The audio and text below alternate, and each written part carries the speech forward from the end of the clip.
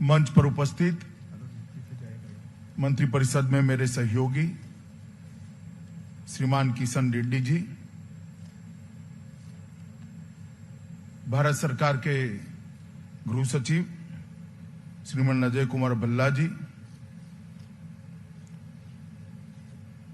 आज सूचना ब्यूरो के निर्देशक श्री अरविंद कुमार जी, और आज जिनके तत्वाधान में कार्यक्रम होने जा रहा है,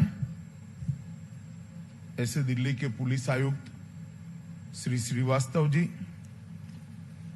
यहां उपस्थित दिल्ली पुलिस के सभी अधिकारीगण, अलग अलग रैंक के सभी पुलिसकर्मी भाइयों बहनों, और वर्चुअल तरीके से 60 से ज्यादा जगहों पर इस कार्यक्रम को देख रहे दिल्ली पुलिस को सम्मान दिलाने वाले सभी जवानों को मैं मकर संक्रांति की बहुत बहुत शुभकामनाएं देकर मेरी बात की शुरुआत करना चाहता हूं।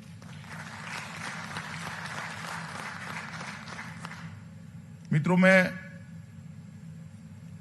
दिल्ली पुलिस के 73वें स्थापना दिन की परेड में आया था फरवरी 2020 में, और उस वक्त वैसे ही मैंने तो कहा था, कोई मैं ज्योतिषी नहीं हूं,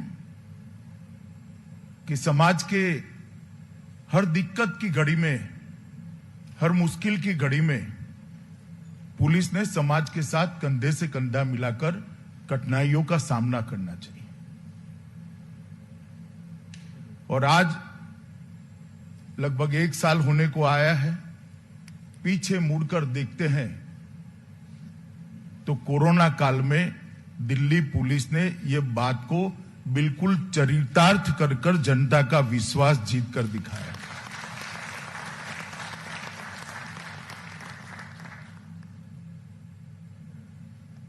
देश के पहले गृहमंत्री सरदार पटेल का एक वाक्य हम सब के लिए हमेशा प्रेरणा का स्रोत रहना चाहिए। किसी भी कारणवश उत्तेजना में आए बगैर नागरिकों को उपद्रवियों से सुरक्षित रखना पुलिस का परम कर्तव्य है। 2020 का साल पूरी दुनिया के लिए अनेक चुनौतियां लेकर आया, भारत के लिए भी लाया और दिल्ली के क्षेत्र के लिए भी लाया। मगर मुझे कहते हुए बहुत संतोष और गर्व दोनों हो रहा है कि चुनौतीपूर्ण वर्ष में दिल्ली पुलिस अपनी सभी परीक्षाएं जितनी भी ईश्वर ने भेजी, इसमें सर्वोत्तम गुण के साथ उत्तीर्ण होकर जनता के साथ खड़ी। चाहे उत्तर पूर्वी दिल्ली के दंगे हो, चाहे लॉकडाउन हो, लॉकडाउन खोलने की प्रक्रिया हो, प्रवासी मजदूरों को अपने वतन में वापस जाने के लिए एक साथ सबने जो प्रयास किया, इसकी चुनौती खड़ी हुई, वो चुनौती हो, यह अभी किसान आंदोलन चल रहा है, इसमें भी शांतिपूर्ण तरीके से आंदोलन के साथ, आंदोलनकारियों के साथ चर्चा कर समन्वय स्थापित करना हो। ये हर चुनौती का सामना दिल्ली पुलिस ने बखूबी किया है, और मैं इसलिए पुलिस आयुक्त श्रीवास्तव के नेतृत्व में जो दिल्ली पुलिस के अंतिम कांस्टेबल तक की पूरी टीम को हृदय से बधाई और साधुवाद भी देना चाहता हूं। मित्रों, जब पुलिस की बात करते हैं तो आज तो सरकार के ढेर सारे अंग उपांगों में से एक गृह विभाग भी है, इसमें भी एक पुलिस है। मगर पौराणिक काल से, जब से राज्यों की स्थापना हुई, इसका इतिहास जब हम देखते हैं तो अभी तो ढेर सारे मंत्रालय, ढेर सारे विभाग, ढेर सारे काम हमारी नजर के सामने है। वाटर सप्लाई भी होता है, सोशल वेलफेयर भी होता है, वित्त मंत्रालय भी होता है, महिला और बाल कल्याण विभाग भी होता है, आईटी भी होता है, ढेर सारे विभाग, अनगिनत क्षेत्रों में सरकार को काम करना पड़ता है। मगर जब पहली बार पृथ्वी पर राज्य के शासन की स्थापना हुई, उस वक्त एक ही विभाग था, वो कानून और व्यवस्था संभालने वाला विभाग था। तो एक दृष्टि से एडमिनिस्ट्रेटिव तरीके से सबसे पुराना अगर कोई विभाग है तो कानून और व्यवस्था संभालने वाले पुलिस का विभाग है। इसका नाम अलग अलग समय पे अलग अलग होता होगा, और इसीलिए जो एडमिनिस्ट्रेशन के जानकार लोग हैं वो मानते हैं कि किसी भी क्षेत्र में सरकार ने अच्छा परफॉर्म करना है, चाहे जीडीपी की दर को हासिल करनी, औद्योगिक विकास को द्रुत गति देनी है, शिक्षा व्यवस्था को सुचारू रूप से आगे बढ़ाना है, महिलाओं को सुरक्षित करना है, बच्चों को सुरक्षित करना है, जंगलों को संभाल कर रखना है, अर्बन डेवलपमेंट और ग्रामीण विकास के क्षेत्रों में काम करना है, तो उसकी प्राथमिक जरूरियात है कि वो राज्य के अंदर कानून और व्यवस्था की स्थिति अच्छी हो। जब तक कानून और व्यवस्था की स्थिति अच्छी नहीं होती है, ये कुछ संभव नहीं है। मैं बात आपको इसलिए कहना चाहता हूं कि बहुत सारे लोग, बहुत सारे हमारे साथी काम के बोझ में दब जाते हैं, रोजमर्रा के काम के बोझ में, तब हम कितनी बड़े काम का हिस्सा है वो हमारे दिमाग में से निकल जाता है। कोई कांस्टेबल है, कोई पीआई है, पीएसआई है, कोई डीवाईएसपी है, एसपी है, डीआईजी है, उसको अपनी डीआईजी की भूमिका ही दिखाई पड़ती है। परंतु वास्तविकता यह है कि आप पूरे देश के विकास की एक पूरी यंत्रणा की रीढ़ की हड्डी हो, इसका एक हिस्सा हो, इसका सदैव स्मरण आपके मन के अंदर रहना चाहिए। और दिल्ली पुलिस को तो विशेष रूप से रहना चाहिए।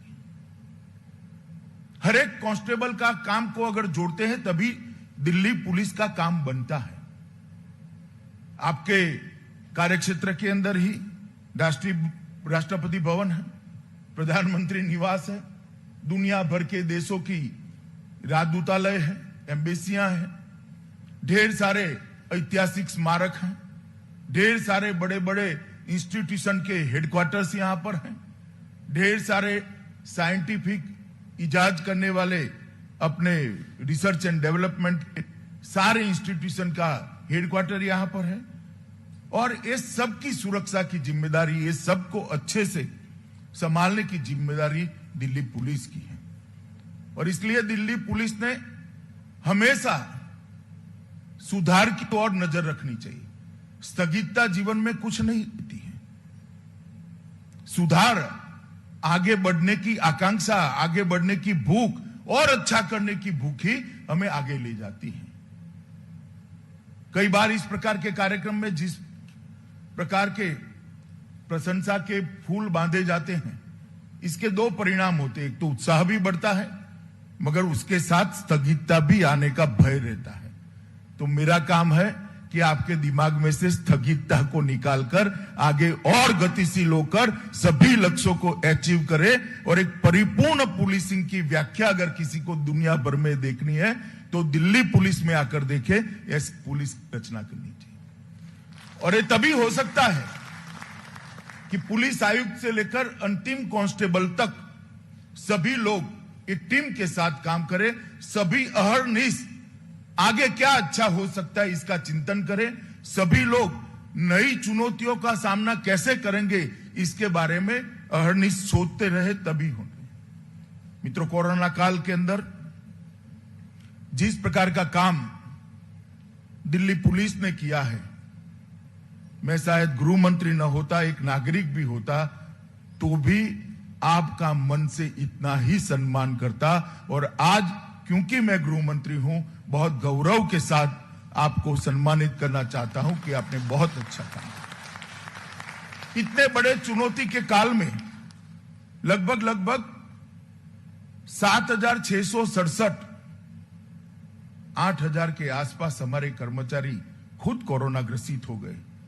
30 पुलिसकर्मी हमारे बीच में नहीं रहे, फिर भी कहीं पर ड्यूटी के अंदर कहीं गोता ही नहीं। लॉकडाउन के पालन के लिए दिल्ली पुलिस ड्रोन उड़ाती नजर आती है, किसी वृद्ध को घर पे दवा देती नजर आती है, किसी भूखे मजदूर को लाइन में खाना देते हुए नजर आती, किसी गर्भवती माता को अस्पताल तक पहुंचाते हुए नजर आती है, किसी कोरोना के पीड़ित मरीज को जिसके घर वाले भी शायद उसके साथ न जाए, वहां दिल्ली पुलिस का जवान इसके साथ जाकर इसके जीवन बचाने में बहुत मददरूप हुआ है। ये दिल्ली पुलिस का जब भी इतिहास लिखा जाएगा, ये प्रकरण स्वर्णिम अक्षरों से अंकित होगा, इसका मुझे विश्वास है। मित्रों, इसी प्रकार से विश्व का सबसे बड़ा टीकाकरण वैक्सीनेशन का कार्यक्रम प्रधानमंत्री के नेतृत्व में हमने चालू किया है। चुनौती तो हमारी तब समाप्त होती है जब कोरोना पर संपूर्ण विजय मानव जात प्राप्त कर ले, और ये संपूर्ण विजय का प्रमुख रास्ता है ये वैक्सीनेशन को, ये टीकाकरण को सफलतापूर्वक हमें पार करना। और जब तक जिसको जरूर है ऐसे एक एक व्यक्ति का टीका नहीं लग जाता, हम चैन से नहीं बैठ सकते। दिल्ली पुलिस के सामने ढेर सारी चुनौतियां भी हैं, मगर चुनौतियों को हम सिर्फ ट्रेडिशनल तरीके से, परंपरागत तरीके से इसका सामना नहीं कर सकते। चुनौतियों का सामना करने के लिए चुनौती को समझना पड़ेगा और अपने आप में, अपनी व्यवस्था में, अपने काम में और अपने संसाधनों में बदलाव भी लाना पड़ेगा, तभी जाकर चुनौतियों का हम सामना कर सकते हैं। आज मुझे बहुत आनंद है कि कुछ एमओयू मेरे सामने हुए हैं। इसमें मेन तो नेशनल फॉरेंसिक साइंस यूनिवर्सिटी और दिल्ली पुलिस के बीच में एमओयू हुआ है। मित्रों, नेशनल फॉरेंसिक साइंस यूनिवर्सिटी की स्थापना ये प्रधानमंत्री जी का एक बहुत महत्वाकांक्षी स्वप्न है। मैं जब गुजरात में गृह मंत्री था तब प्रधानमंत्री जी वहां मुख्यमंत्री थे, और उसी वक्त गुजरात में फॉरेंसिक साइंस यूनिवर्सिटी की स्थापना हुई थी। अपने आप में विश्व में सबसे पहली फॉरेंसिक साइंस यूनिवर्सिटी की स्थापना गुजरात के अंदर करने का काम हमारे प्रधानमंत्री नरेंद्र मोदी जी ने किया था जब वो मुख्यमंत्री थे। और इसके पीछे उद्देश्य क्या था? उसके पीछे उद्देश्य था कि हमारी जांच का फॉरेंसिक साइंस अभिन्न हिस्सा बन जाए। क्राइम कंट्रोल सिर्फ क्रिमिनल को पकड़ने से नहीं होता है, जब तक उसको सजा नहीं कराते, और विशेषकर आदती क्रिमिनल्स जो हैं, बार बार क्राइम करने की जिनको आदत है, जघन्य अपराध करते हैं, इसकी भी आदत पड़ी है, और पूरे समाज को, सोसाइटी को भय आक्रांतित करते हैं, उनको जब तक सजा नहीं दिलाते हैं तब तक एक लॉ एंड ऑर्डर की स्थिति हमारी ठीक नहीं होती, क्राइम कंट्रोल नहीं होती। एक व्यक्ति को सजा देने से अनेक व्यक्ति को वो रास्ते पे जाते हुए आप रोक सकते हो, परंतु हमारा सजा का प्रतिशत बहुत कम था। इसका कारण क्या? कि हमारे पास साइंटिफिक एविडेंस नहीं थी, मानव बल का अभाव था। अब मानव बल कम है तो उसके रास्ते ढूंढने पड़ेंगे। इसका सबसे अच्छा रास्ता है कोर्ट के समक्ष वैज्ञानिक साइंटिफिक एविडेंस को हम कोर्ट के समक्ष रखें, तब न्यायालय भी बाध्य हो जाता है और क्रिमिनल के लिए भी कोई चारा नहीं बचता है। और अगर इसको पूरे देश के अंदर आगे बढ़ाना है तो फॉरेंसिक साइंस ऑफिसर्स की जरूरत पड़ेगी, मगर दुर्भाग्य से हमारे देश में ऐसे कोई विशिष्ट कोर्स की रचना कभी की ही नहीं गई। कोई केमिस्ट्री का स्नातक का स्टूडेंट केमिस्ट्री के फॉरेंसिक साइंस विंग में काम करता था, फिजिक्स का स्टूडेंट फिजिक्स में करता था, साइकोलॉजी के स्टूडेंट साइकोलॉजी में करते थे, मगर एक फॉरेंसिक साइंस की दृष्टि से उनको पढ़ाने का कोई व्यवस्था, कोई कोर्स और कोई इसके सर्टिफिकेशन की व्यवस्था नहीं थी। मोदी जी ने ये यूनिवर्सिटी बनाकर आज इसको पूरा किया है। और अब ये forensic science university national university बनी है। कई राज्य के मुख्यमंत्रियों से मेरी बात हुई है, सभी लोग इसके एफिलेटेड कॉलेज अपने अपने राज्य में खोलना चाहते हैं। कई लोग फॉरेंसिक साइंस के अलग अलग क्षेत्रों को अपने यहां सेंटर एक्सेलेंस का सेंटर बनाना चाहते हैं। इससे देश भर के अंदर एक प्रशिक्षित मानव बल फॉरेंसिक साइंस सेंटर के फॉरेंसिक साइंस के क्षेत्र का हमें उपलब्ध होगा और तभी जाकर हम सभी जघन्य अपराधों के अंदर फॉरेंसिक साइंस एविडेंस को कानूनन कंपलसरी कर सकते हैं, क्योंकि पहले मानव बल बनाना पड़ेगा। और आज मुझे बहुत आनंद है कि दिल्ली पुलिस ने एनएफएसयू के साथ लगभग 119 फॉरेंसिक सहायक व वरिष्ठ फॉरेंसिक सहायक को दिल्ली पुलिस में शामिल करने का जो निर्णय किया है, इससे इसकी गति बढ़ेगी और जांच पड़ताल भी अच्छी होगी और सजा कराने का हमारा दर भी बढ़ा पाएंगे।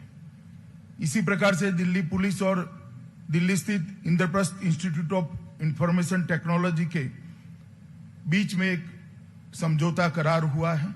Centre for technology in policing की स्थापना इंद्रप्रस्थ संस्था में की जाएगी और उसका मुख्य उद्देश्य पुलिसिंग में आईटी का उपयोग कर पुलिस की कार्यदर्शी पद्धति को, पुलिस की कार्यवाही को, कार्यशैली को पारदर्शी भी बनाना है और ज्यादा कुशल भी बनाना है। मैं मानता हूं कि इससे कई सारी विधाएं दिल्ली पुलिस के जवानों को उपलब्ध होगी। एक्सिस बैंक ने भी के साथ भी दिल्ली पुलिस के कर्मचारियों के हेतु अनेक सुविधाएं बढ़ाने का भी एमओयू हुआ है और मैं मानता हूं कि ये तीनों अलग अलग क्षेत्र को, अलग अलग दृष्टिकोण को समाहित करने वाले एमओयू है। मैं इसके लिए आप सभी को बहुत बहुत शुभकामनाएं देता हूं। मैंने अभी 2 नए इनिशिएटिव दिखे कि खोए हुए बच्चों को अपने परिवार के साथ मिलाने वालों को पद उन्नति दी जा रही है। मित्रों, बहुत महत्वपूर्ण है। एक पूरा जीवन अपने परिवार से बिछड़कर भटक जाए, देश का एक नागरिक अच्छे रास्ते पे चलने से अपने आप को मजबूरी से बिछड़ जाए, इस प्रकार की व्यवस्था किसी भी देश में नहीं होनी चाहिए। और मैं दिल्ली पुलिस को बधाई देना चाहता हूं कि इन्होंने जो शुरुआत करी है, वो शुरुआत निश्चित रूप से कई लोगों को प्रेरणा देगी। जिन्होंने 3 महीने के भीतर 55 से ज्यादा बच्चों को परिवारों से मिला है, उनको आज पदोन्नति दी गई है। कई सारे अच्छे लॉ एंड ऑर्डर की दृष्टि से, क्राइम कंट्रोल की दृष्टि से देने वाले लोगों को, काम करने वाले लोगों को भी आज प्रमोशन दिया गया है। मुझे आनंद है कि इससे बहुत सारे लोगों को अच्छा काम करने का एक प्रेरणा भी मिलेगी और उत्साह भी बढ़ेगा। मित्रों, एक सेफ सिटी प्रोजेक्ट भारत सरकार ने दिल्ली के लिए अनुमोदित किया है। अब इसके माध्यम से पुलिसिंग की पूरी रूपावली बदलने का काम दिल्ली पुलिस का है। एक विश्व स्तरीय डेटा सेंटर जिसको अभी हमने देखा, इसके अंदर लगभग दिल्ली में 15,000 से ज्यादा कैमरों का एक जाला बुना जाएगा और वो कैमरा सीधा आपके मुख्यालय पर आपको क्राइम कंट्रोल में मदद करेंगे। इसके साथ आने वाले दिनों में सभी रेलवे स्टेशन के कैमरा भी जोड़ने वाले हैं और दिल्ली सरकार ने भी जो कैमरा लगाया उसको भी हम जोड़ेंगे और ये सभी को इकट्ठा कर क्राइम कंट्रोल की दिशा में एक सेफ सिटी बनाने में हम बहुत बड़ा योगदान कर सकते हैं। मेरा पुलिस आयुक्त से एक निवेदन भी है कि इसके लिए एक्सपर्टों को आपके साथ आप जरूर रखिए और एक्सपर्टों को साथ में रखकर एक कुशल मानव संसाधन बल यहां पर हमारा स्वतः दिल्ली पुलिस का बने और आने वाले दिनों में वो आगे बढ़ता रहे। ERSS 112 का प्रधानमंत्री का जो निर्देश है पूरे देश के पुलिस बल को, उसको दिल्ली पुलिस ने बहुत अच्छे तरीके से कार्यान्वित किया है। लगभग रोज 6 लाख कॉल आती है और PCR भेजकर अब तक 722 से ज्यादा अपराधियों को पकड़ा गया है और ERSS का एवरेज रिस्पांस टाइम 6.27 मिनट है, वो देश में सबसे कम है। वो मेरे लिए बहुत आनंद का विषय। और कई सारे क्राइम को इस सिस्टम के माध्यम से हमने समाप्त किया है। सिर्फ गाड़ियों की बात करें तो 526 से ज्यादा चोरी की हुई गाड़ियां तत्काल सूचना के कारण पकड़ी गई है। ये बहुत बड़ी बात है। छोटे छोटे फ्रॉड, जालसाजिया, जटिल साइबर अपराध हो, गृह मंत्रालय ने I4C स्कीम के तहत दिल्ली पुलिस की साइबर सेल को एक विश्व स्तरीय बनाने के लिए एक बहुत बड़े प्रयोजन को स्वीकृति दी है। और मैं मानता हूं हमने ये सारी जो सुविधाएं मिलती हैं इसको पूर्ण रूप से उपयोग में लाने और उसका पूरा फायदा उठाने के लिए हमारे कर्मचारियों की ट्रेनिंग भी साइमल्टेनियसली करनी पड़ेगी। एक्सपर्ट्स की एडवाइस और एक्सपर्ट्स के द्वारा हमारे कर्मचारियों का प्रशिक्षण, इसकी आदत इनबिल्ट हमने करनी पड़ेगी, तभी जाकर हमें फायदा मिलेगा। दिल्ली पुलिस ने ई बीट बुक से अपने आप को लैस किया है। मैं मानता हूं इससे पुलिसिंग की रीढ़ की हड्डी मजबूत हुई है और दिल्ली पुलिस ने इंटीग्रेटेड कंप्लेंट मैनेजमेंट सिस्टम को भी अपनी कार्यप्रणाली में शामिल किया है। ढेर सारे नए इनिशिएटिव विगत 1.5 साल के अंदर हुए हैं।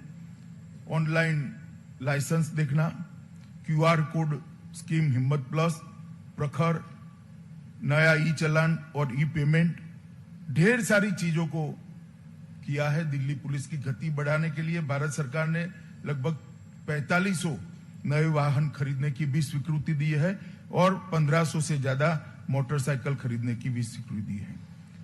जहां तक पुलिस वेलफेयर का सवाल है, मैं जब भी मंत्री बनता हूं, मेरे मालूम नहीं है मेरे सितारे कैसे हैं, मगर मुझे गृह मंत्रालय ही मिल जाता है और मेरा हमेशा आग्रह रहता है कि सेटिस्फेक्शन रेशियो हाउसिंग का बहुत अच्छा होना चाहिए, क्योंकि इसकी पुलिस की कार्यकुशलता पर बहुत बड़ी इफेक्ट होती है।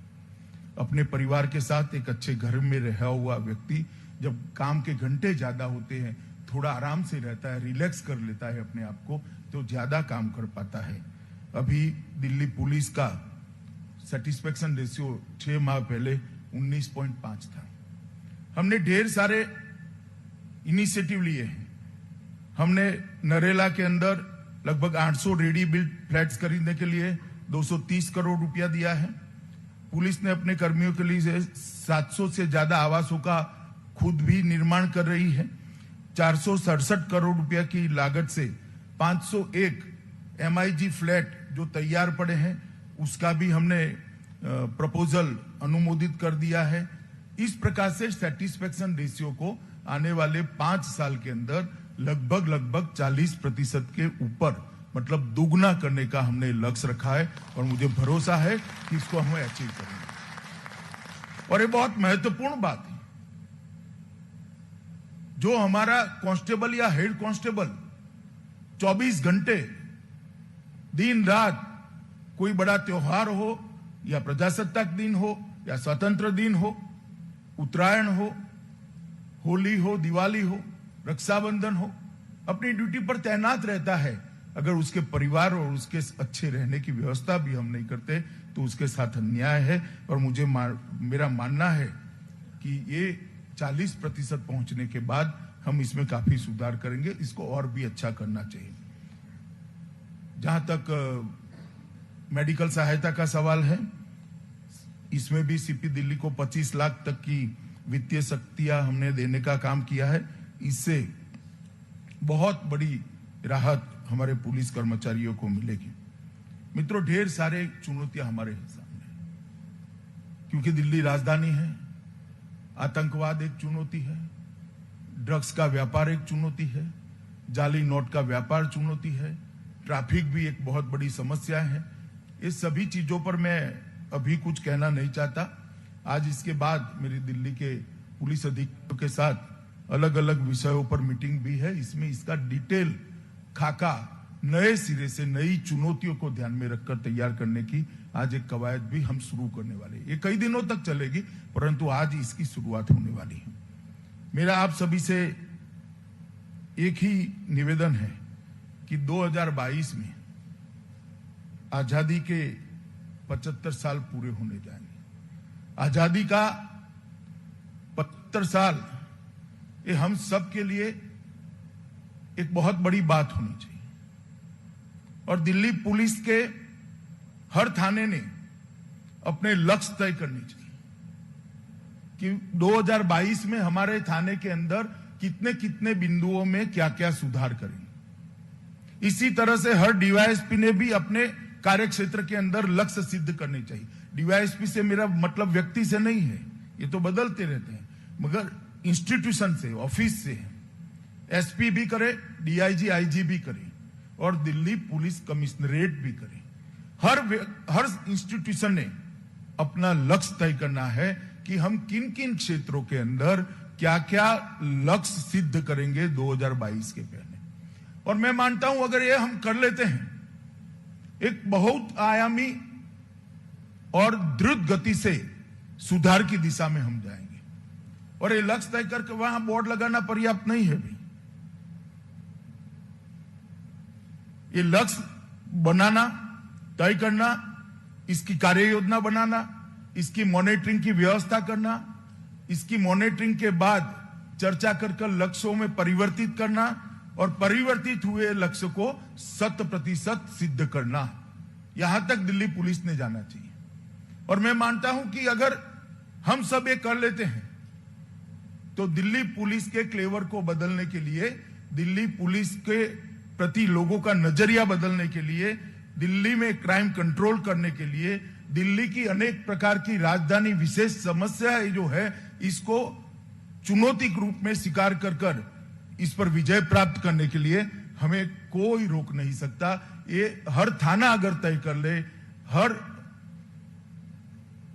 डीवाईएसपी का ऑफिस, एसपी का ऑफिस, डीआईजी का ऑफिस और पुलिस आयुक्त की ऑफिस अगर ये लक्ष्य तय कर लेती है और उसको सिद्ध करने का अपना एक रोड मैप बना लेती है, तो मैं मानता हूं इसका योग जो होगा, इसका टोटल जो होगा, वो अंततोगत्वा दिल्ली पुलिस में शायद ही कभी 1.5 साल के अंदर इतने सुधार हुएंगे, इतने बड़े सुधार का एक कार्यक्रम बनेगा। और मैं सिर्फ यहां कहकर वापिस नहीं जाऊंगा, मैंने तय किया है कि ये एक काम का मैं खुद मॉनिटरिंग करने वाला हूं। अब के पुलिस आयुक्त भी करेंगे, मैं भी करूंगा। हर थाने से अपने लक्ष्य, कौन सा सब्जेक्ट तय करना आप करो, मगर किसी भी 5 मुद्दों पर आपने लक्ष्य तय करना है। आप कर लो, मेरे थाने के अंदर रोटेशनली परेड होगी ही होगी, मेरे थाने में फुट मार्च निकलेगी ही निकलेगी, मेरा थाना सभी धार्मिक स्थलों के संपर्क की एक सुंदर योजना बनाएगा, मेरे थाना अकेले रहते हुए बुजुर्गों की सुरक्षा की व्यवस्था के लिए कोई चिंता करेगा, महिला सुरक्षा के लिए हम ये करेंगे, हमारे सजा कराने के दर को हम इतना इंप्रूव, जो आपको लक्ष्य करना है, 5 लक्ष्य हर इंस्टीट्यूशन ने तय करने, थाने से लेकर पुलिस आयुक्त, और इसकी कार्य योजना भी बनानी है। और मैं मार्च महीने में पुलिस आयुक्त जी के टीम के साथ इसका प्रेजेंटेशन भी देखना चाहूंगा कि सबने क्या लक्ष्य तय किए और इसकी सिद्धि की आपकी कार्य योजना क्या है। तो ये तो बात होगी इंस्टीट्यूशन की, और हर कर्मचारी, हर अधिकारी, हर जवान अपना कुछ संकल्प ले, जो आजीवन इसको मानना है। 2022 के साल में हम एक ऐसा संकल्प ले जो समाज जीवन को सुधारेगा, और ये तो देश के हर नागरिक ने करना चाहिए। देखने में एक संकल्प होता है, मगर 130 करोड़ नागरिक अगर एक संकल्प लेते हैं तो 130 करोड़ संकल्प देश को बहुत आगे ले जाते हैं। एक छोटा बच्चा संकल्प कर ले कि मैं कभी ट्रैफिक का नियम नहीं तोड़ूंगा, तो कितनी बड़ी बात होती है। ट्रैफिक की समस्या को सुधारने के लिए बहुत बड़ी बात होती, पूरा जीवन वो करेगा। एक छोटा बच्चा संकल्प ले ले कि माता पिता के पैर छूकर ही मैं स्कूल जाऊंगा, मेरी थाली में जूठा अनाज नहीं छोड़ूंगा। इस प्रकार से हर पुलिस कर्मचारी ने, अधिकारी ने भी एक संकल्प लेना है और वो समाज जीवन के संकल्पों के साथ मिलकर देश को एक बहुत बड़ी गति देगा। मुझे लगता है दोनों काम दिल्ली पुलिस आयुक्त ने एक टीम बनाकर नीचे तक लेने चाहिए और इसको आगे ले जाना चाहिए। मित्रों, इन्वेस्टिगेशन और छवि का सुधार, ये सारे विषयों पर मैं आज कुछ कहना नहीं चाहता हूं। मैं आज मन से आप लोगों को कोरोना काल में जो प्रवासी मजदूर बाहर गए, कोरोना के मरीजों के लिए आप लोगों ने जो सेवाएं की हैं और लॉकडाउन के इम्प्लीमेंटेशन में आपने जो पूरा स्किलफुल तरीके से, मानवीय तरीके से भी और स्किलफुल तरीके से इसको कंप्लीट इम्प्लीमेंट किया है, इसके लिए बधाई देने के लिए आया हूं। मैं फिर से एक बार आप सभी को बधाई देकर मेरी बात को समाप्त करता हूं। भारत माता की जय।